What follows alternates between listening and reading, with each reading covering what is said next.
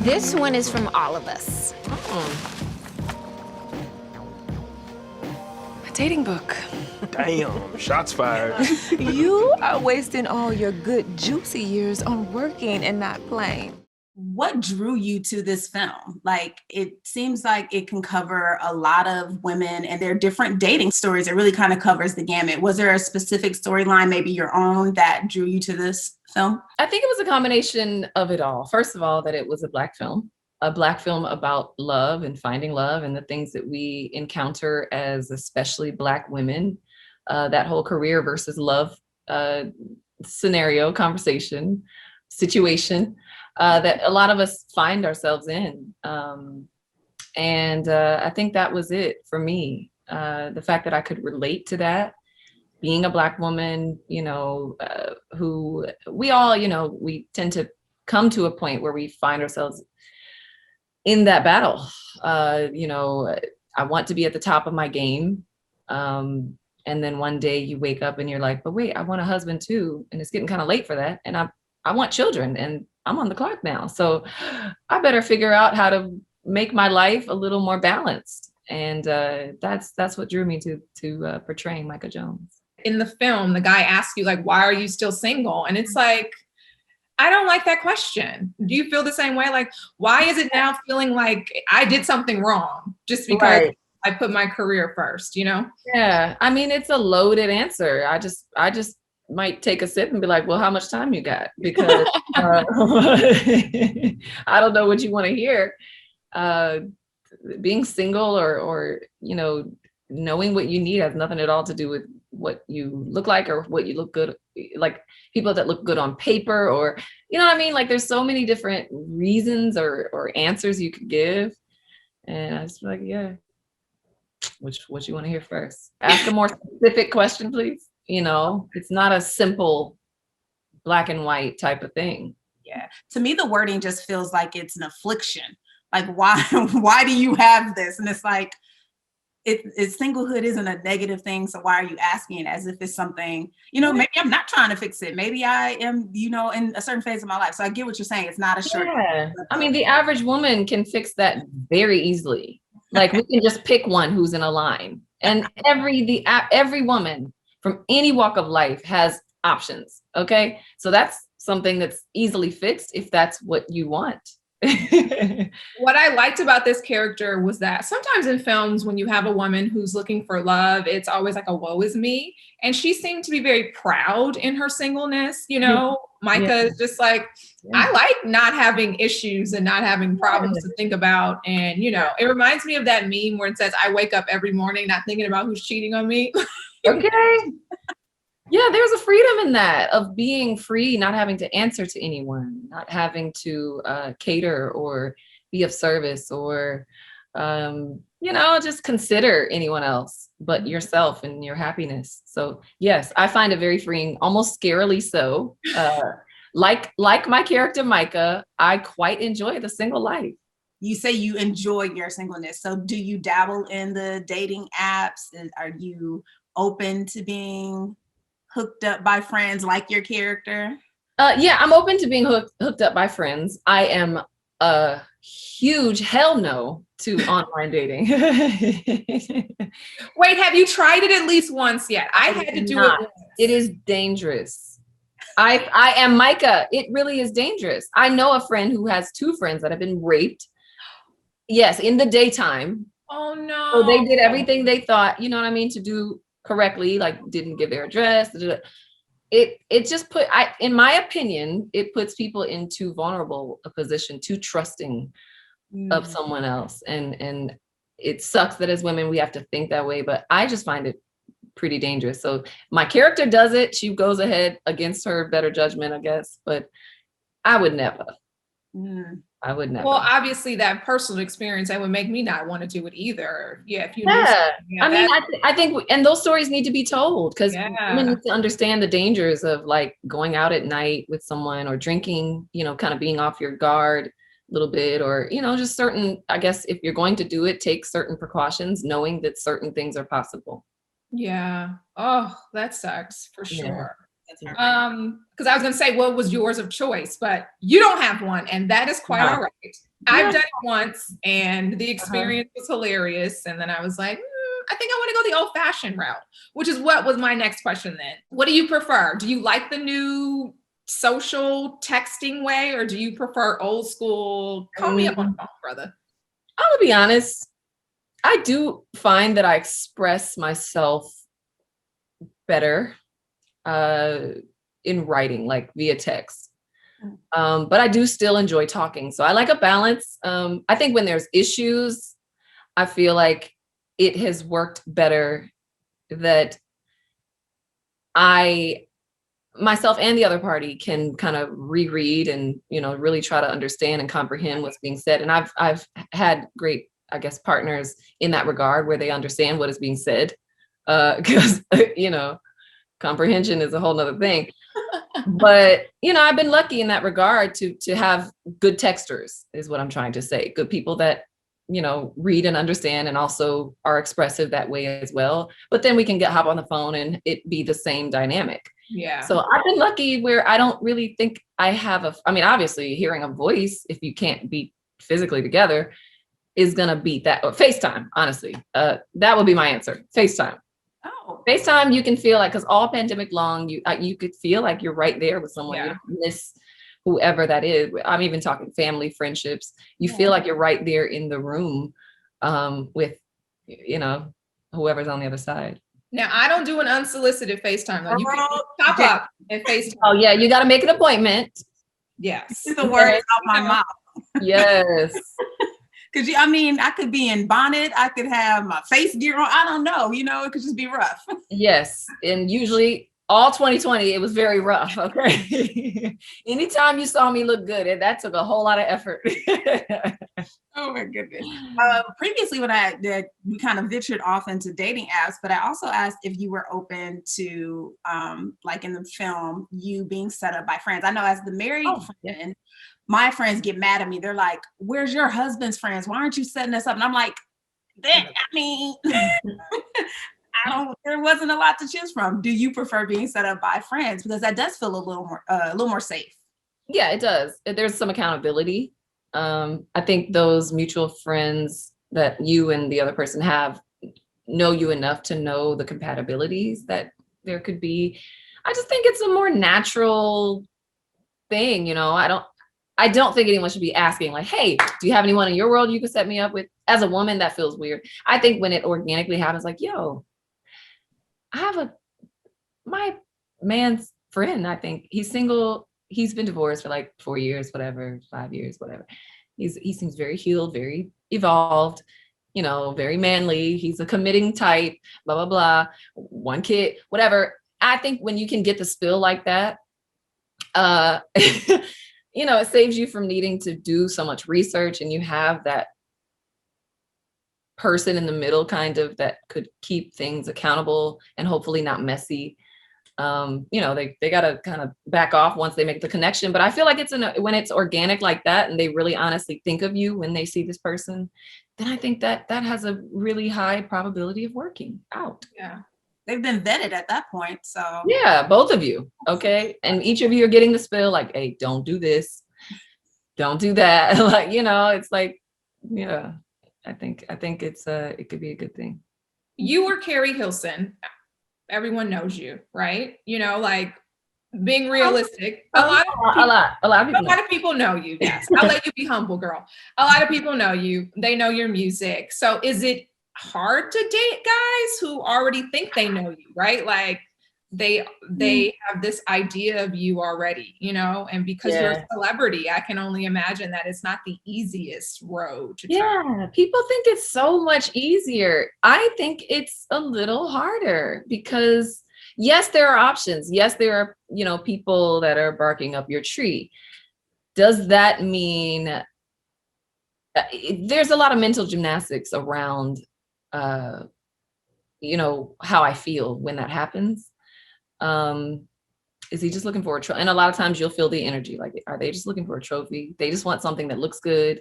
Do they not plan on investing into this relationship?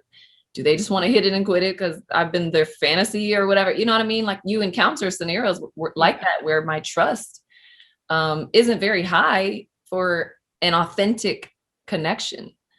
So I think it may give us more options, but I don't be liking my options. So, you know. Dear men in Keri's DMs, she don't like these options. She said it, not me. If I answered back, it still don't mean I liked you as an option. Okay. Now listen, because I have a friend who used to be married to a high profile person. Vanessa knows who that is. And I always tease her because I'm like, girl, you ain't gonna date no plumber. Like, stop. You're not gonna go date the man.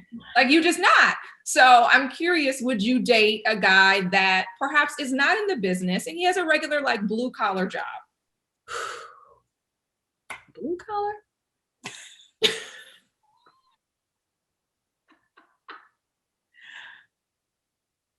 What's the cap on the blue collar salary? What's the high mark?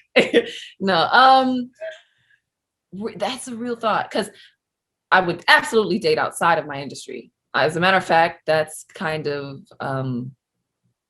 advantageous. But I want to know that eventually I could sit down and raise our child or children and not have to take any, because I'm already not the type of person that's going to do things for money or a bag, as they say. Like, I'm not that girl, like, or attention, or, you know what I mean? Like, I'm already not that girl. Like, I'm not seeking to just stay relevant at all the time. I don't desire that. So I want to know that he can handle my lifestyle. You know, or that we, you know what I mean? We can take trips and up and go because I'll be ready to go. That we could, I don't know. I don't want my life to have to stop if I, you know, and of course I have done well for myself but there will come a time where I'm going to want to sit down and not make more money. Royalties are a blessing, and songwriting has been a blessing to me. So I'm in real estate, and I've done some great decisions where we can depend on me if we should need to, you know what I mean? But I'd like to,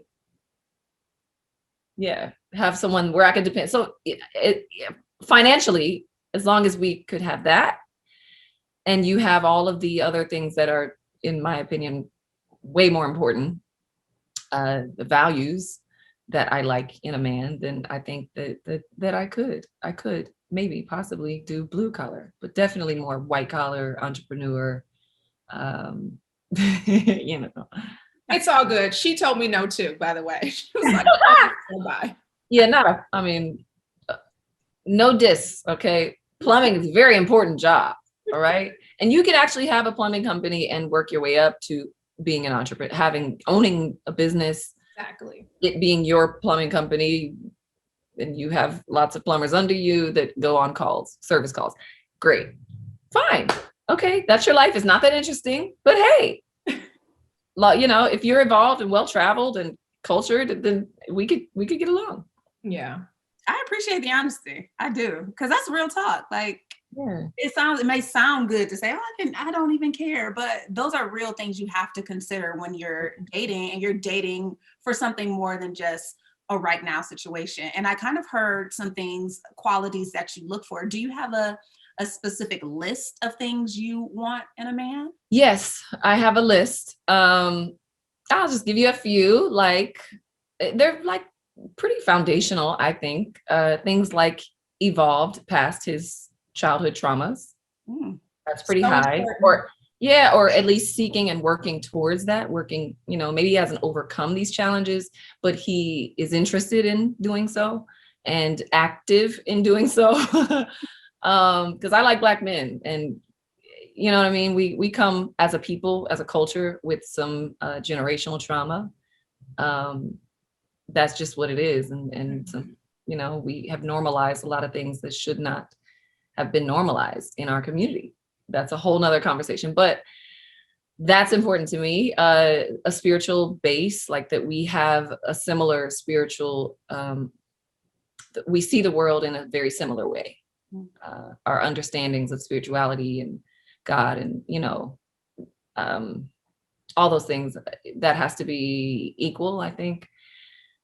I'll give you one more. Let's see. I mean, I know them, but it's like, now I'm feeling like I have to categorize into top 3, but let's just not think of it that way. Cause no, I'm not gonna go there. Let's just not think of it as like top. Okay. Right. Okay. But obviously I want to find you handsome. You ain't got to be model fine. You don't have to be super this or super that. I just have to find you cute. You know what I mean? I just want to be attracted, takes care of his body, cares about his health. Just a well-rounded individual, as I am a well-rounded woman. I want someone who I consider to be my equal, someone as loyal and compassionate and giving and, considerate as I am, as communicative as I am, as eloquent as I am, as learned or, grown, I guess, whatever that word, growth, self-awareness and things like that. Like, I just want to find that mirror. I'm not saying they're in an exact mirror, but complementary, where there's, how magnets attract. Like, he may not be this, but I'm this. And so we balance each other out. But then on this side, he's this and I'm not that. And so that, you know what I mean? Where there's an ebb and flow of, we get to learn and grow with and for and from each other. This was the first of 4 films. And like Jasmine was saying, we all know you from singing. We know your career, we know your music. Is this a very specific pivot for you to focus on actress Keri? Yeah, I guess it became that. It didn't start out that way. Yeah, it wasn't an intentional pivot, but it was a welcomed change because 2020 was so difficult. I was grieving my father, and then we all know the racial tension and obviously COVID, and there was so much going on that I just really initially was just welcoming a pause, a selah, a break from stress. Like, let me put my focus elsewhere for a moment.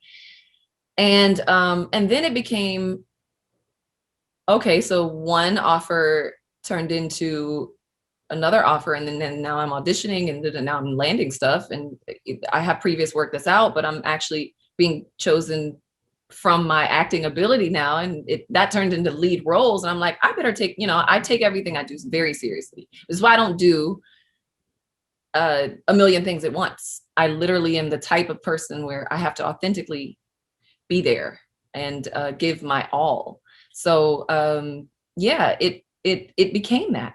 It became that. And I'm really grateful because it was an unexpected turn of events in my life. I felt unemployed for much of 2020. And this was a welcomed transition into replenishing the 2020 well for me, to be very frank. And also, once you've ever hit rock bottom, you will fight for that never to occur again.